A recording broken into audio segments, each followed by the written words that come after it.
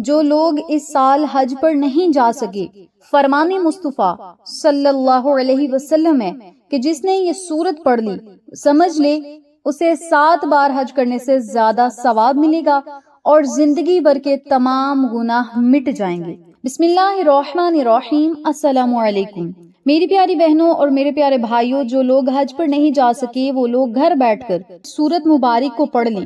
نبی کریم صلی اللہ علیہ وسلم نے فرمایا کہ بار بار حج کرنے سے زیادہ ثواب ملے گا اس سورت کی تلاوت کرنے سے، اور زندگی بھر کے تمام گناہ بھی معاف ہو جائیں گے۔ جس شخص نے جوانی یا بڑھاپے میں یہ سورت مبارک پڑھ لی تو اللہ تبارک و تعالی اس کے تمام گناہوں کو بھی معاف کرے گا اور جنت بھی اس شخص کا انتظار کرتی ہے۔ آقا علیہ الصلوۃ والسلام کے پاس ایک بوڑھا شخص آیا اور عرض کی، یا رسول اللہ صلی اللہ علیہ وسلم، میری عمر ڈھل چکی ہے، گناہوں کا بوجھ ہے، اللہ سے معافی مانگنا چاہتا ہوں مگر دل خوف زدہ ہے۔ آپ صلی اللہ علیہ وسلم نے فرمایا، یہ آیت 7 مرتبہ پڑھو، اللہ تعالیٰ تمہارے سارے گناہوں کو معاف کر دے گا اور تمہارے دل پر سکینت نازل فرمائے گا۔ وہ بوڑھا شخص خوشی سے نعرہ تکبیر کرتا ہوا مسجد سے باہر نکلا۔ آقا علیہ الصلوۃ والسلام نے فرمایا، اگر یہ آیت پڑھتا رہے تو یہ جنت میں داخل ہوگا۔ میری پیاری بہنوں اور میرے پیارے بھائیوں، نبی کریم صلی اللہ علیہ وسلم حضرت جبریل امین کے ساتھ ایک ایسے روحانی سفر پر روانہ ہوئے جو کہ نہ زمین کا تھا اور نہ آسمان کا۔ وہ ایک عالم نور تھا جہاں نہ وقت کا گزر تھا نہ فاصلوں کی حدیں۔ نبی کریم صلی اللہ علیہ وسلم کے چہرے انور سے اس نورانی جہاں میں ایسی روشنی پھیل رہی تھی کہ جس طرف نگاہ جاتی وہ منظر سجدے میں گر جاتا۔ جبریل علیہ السلام ہاتھ باندھے ادب سے آگے چل رہے تھے اور آقا علیہ الصلوۃ والسلام کے قدموں کے نشان ہر ذرے کو ایسا شرف عطا کر رہے تھے گویا اس پر جنت واجب ہو چکی ہو۔ چلتے چلتے آقا علیہ الصلوۃ والسلام نے ایک عجب منظر دیکھا کہ سامنے اونٹوں کی ایک طویل قطار کھڑی تھی اور ہر اونٹ کے اوپر ایک صندوق رکھا ہوا تھا اور ہر صندوق پر قفل لگا ہوا تھا۔ جبریل امین علیہ الصلوۃ والسلام نے عرض کیا، یا رسول اللہ صلی اللہ علیہ وسلم، یہ وہ راز ہیں جو کہ قیامت تک بند رہیں گے، لیکن آپ علیہ الصلوۃ والسلام کے حکم سے سب کچھ کھولا جا سکتا تھا۔ آقا علیہ الصلوۃ والسلام نے فرمایا، اے جبریل امین، ان صندوقوں کو کھولو تاکہ ہمیں ان کے اسرار دکھائے جائیں۔ حضرت جبریل علیہ السلام نے آسمان کی طرف دیکھا اور پھر عاجزی سے بسم اللہ الرحمن الرحیم پڑھ کر پہلے صندوق کو کھولا۔ صندوق کھولتے ہی روشنی کا ایک سراب باہر نکلا اور اس میں ہزاروں انڈے تھے۔ ہر انڈے کے اندر ایک چھوٹا سا ذرہ تھا اور ہر ذرے میں خشاش کا ایک دانہ تھا۔ آقا علیہ الصلوۃ والسلام نے اس خشاش کے دانے کو دیکھا تو فرمایا، جبریل یہ کیا ہے؟ حضرت جبریل امین علیہ الصلوۃ والسلام نے عرض کیا، یا رسول اللہ صلی اللہ علیہ وسلم، یہ کائنات کا وہ راز ہے جو انسان کی عقل سے بہت بلند ہے۔ جب انہوں نے اس خشاش کے دانے کو کھولا تو اندر ایک جہان آباد تھا۔ اس جہان میں دریا بہہ رہے تھے، پرندے اڑ رہے تھے اور ایک عظیم مجمع لگا ہوا تھا جس میں علماء خطبہ دے رہے تھے اور وہ علماء اعلان کر رہے تھے کہ انسانوں ان قریب ایک آخری نبی صلی اللہ علیہ وسلم آنے والا ہے۔ وہ ایسا نبی ہوگا کہ جس کے آنے سے زمین کو زندگی ملے گی اور آسمان کو سلامتی۔ حضرت جبریل امین علیہ السلام نے ان علماء سے فرمایا، اے صاحبان علم، وہ نبی آ چکے ہیں اور یہ جو تمہارے سامنے کھڑے ہیں یوں ہی وہ آخری نبی محمد صلی اللہ علیہ وسلم ہیں۔ سب علماء فوراً اپنی جگہ سے ایسے ادب کے ساتھ کھڑے ہو گئے اور ان کے چہروں پر نور کی چادر آ گئی۔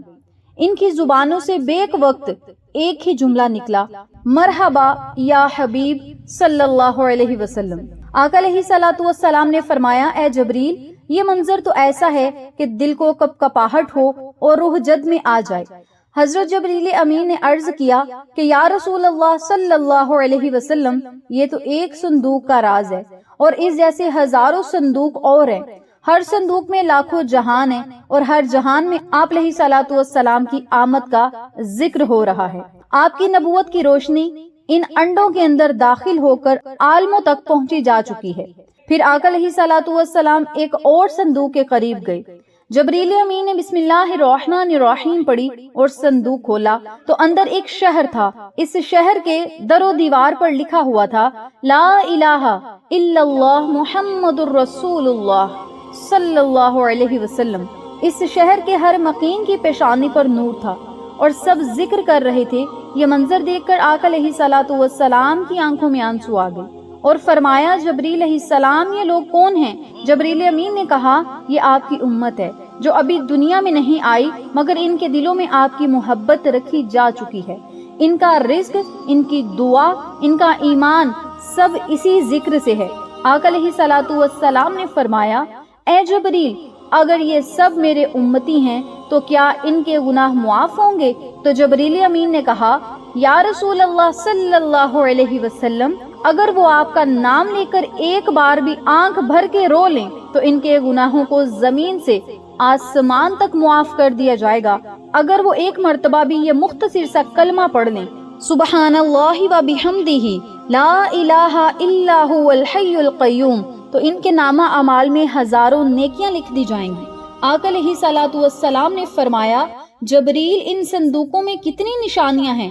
جبریل امین نے عرض کیا یا رسول اللہ صلی اللہ علیہ وسلم ان میں ہر اس شخص کے راز ہیں جو آپ سے محبت کرتا ہے اور ہر وہ آنسو محفوظ ہیں جو کسی نے رات کی تنہائی میں آپ کا نام لے کر بہایا۔ میری پیاری بہنوں اور میرے پیارے بھائیوں جان لیجئے کہ اللہ تبارک و تعالی فرماتا ہے اے ابن آدم ہم نے تجھے مٹی سے پیدا کیا اور مٹی میں ہی لوٹائیں گے مگر اس درمیانی سفر میں تجھے عقل دی، شعور دیا، اعضاء دیے، دل دیا، آنکھ دی، کان دیے، زبان دی اور سب سے بڑی نعمت یہ دی کہ تجھے ہم نے اپنے بندوں میں چن لیا اور تجھ سے کہا کہ دیکھ یہ زندگی کھیل تماشا نہیں، ہم نے تیری زندگی کے ہر مرحلے کو نشاندہی کے ساتھ بنایا۔ جب تو رحم و نطفوں میں تھا تو ہم نے تیری تخلیق شروع کی، پھر گوشت کا لوتھڑا، پھر اس میں روح پھونکی اور جب تو پیدا ہوا تو والدین کی گود میں خوشی کا محور بنا، دودھ پیا، غذا کھائی، پھر کھیل کود میں مشغول ہوا، پھر جوانی آئی جسے سجن کہا گیا، پھر داڑھی نکلی اور تو غلام کہلایا، پھر مرحق ہوا جب پورے جوش سے مرد بن گیا، پھر شاب کہلایا، پھر رجل، پھر کہول جب 30 سال کی عمر پار کی، پھر جب 40 کا ہوا تو شیخ کہلایا، پھر جب عمر ڈھلنے لگی، ہڈیاں کمزور ہوئی، بینائی کمزور ہوئی تو ارذل عمر میں داخل ہوا اور یہاں سے زندگی کا زوال شروع ہوا۔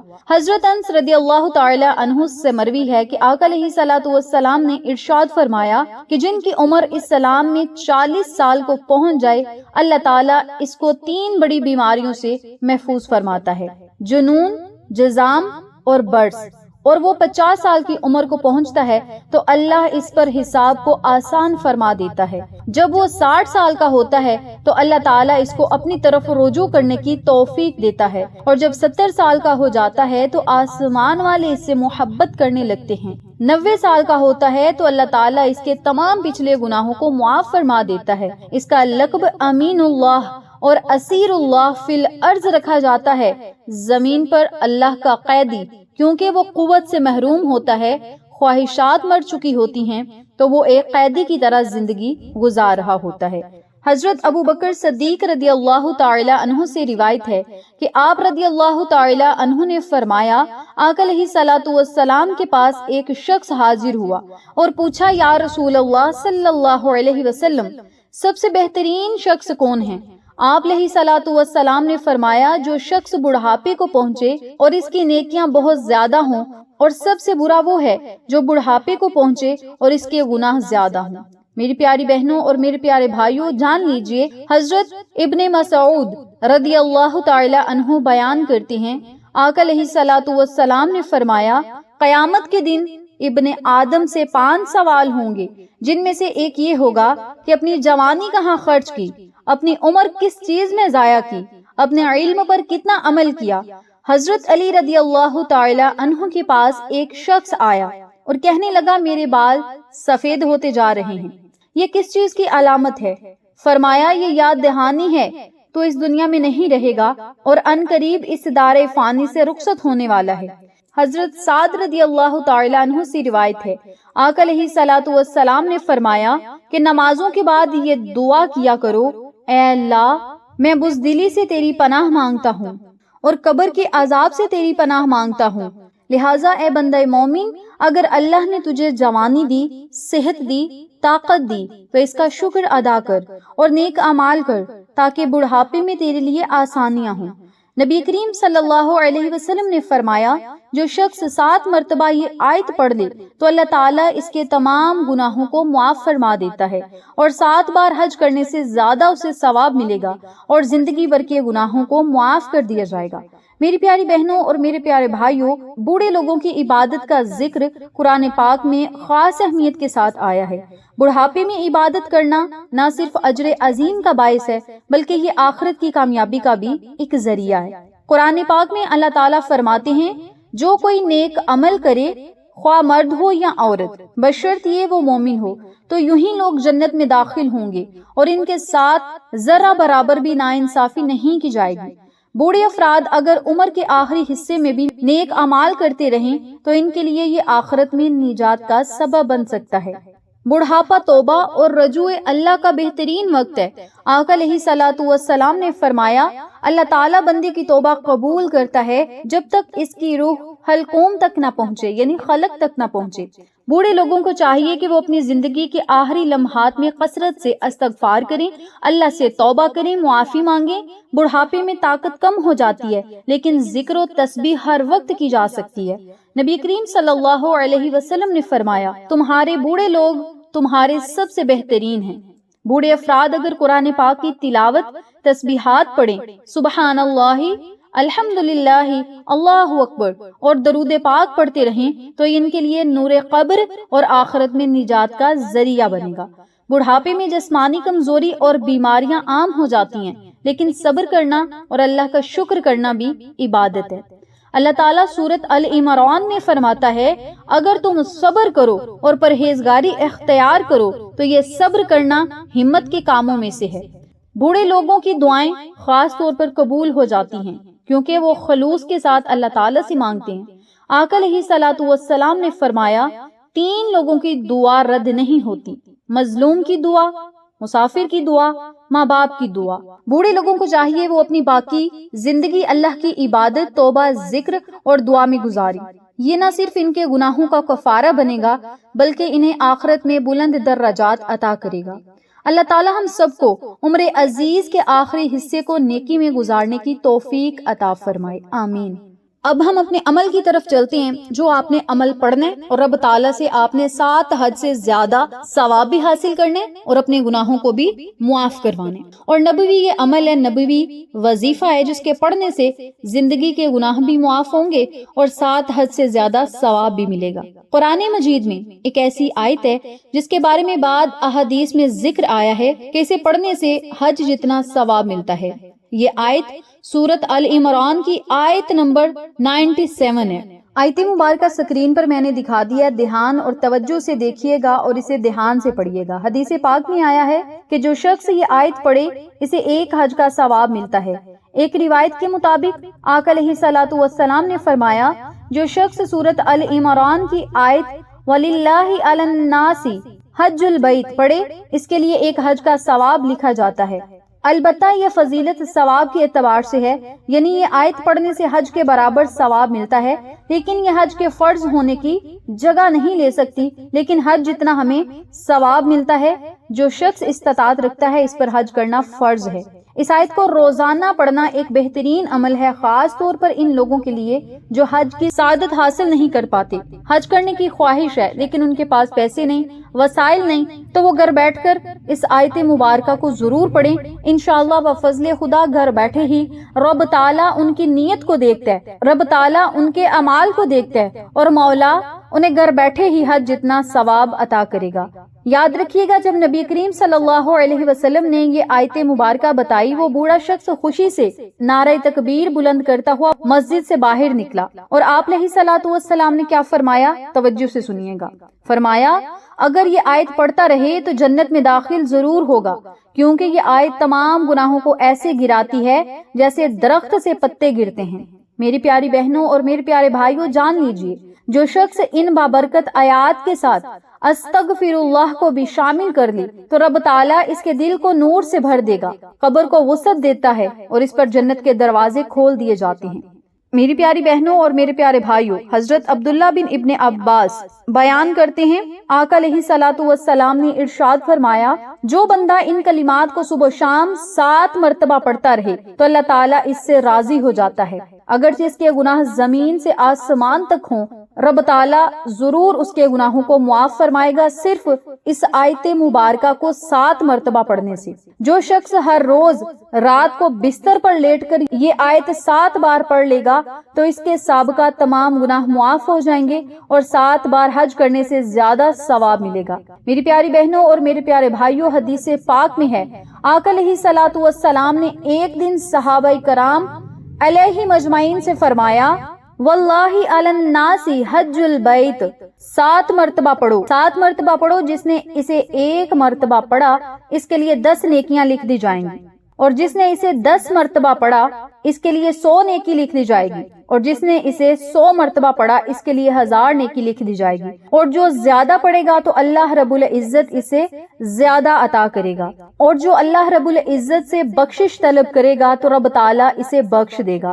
میری پیاری بہنوں اور میرے پیارے بھائیوں، جو میں نے آپ کو سورۃ ال عمران کی آیت نمبر 97 بتائی ہے، اس آیت مبارکہ کو بھی آپ نے 7 مرتبہ پڑھنا ہے، اور جو دوسری آیت میں نے آپ کو دکھائی ہے، اسکرین پر میں نے آپ کو دکھا دی ہے، اس آیت مبارکہ کو آپ چاہے 10 مرتبہ پڑھ لیں، 40 مرتبہ پڑھ لیں، 100 مرتبہ پڑھ لیں، یہ آپ کی اپنی مرضی ہے، لیکن جب بھی آپ نے پڑھنی ہے خلوص کے ساتھ، دل لگی کے ساتھ اور پیار اور محبت کے ساتھ، صبح کے وقت بھی پڑھیں، شام کے وقت بھی پڑھیں، کیونکہ یہ آیت مبارکہ جو میں نے آپ کو بتائی ہے، اس بات کا اندازہ آپ لگا سکتے ہیں کہ اس آیت میں کتنی طاقت ہے، اس آیت کی کتنی برکت ہے۔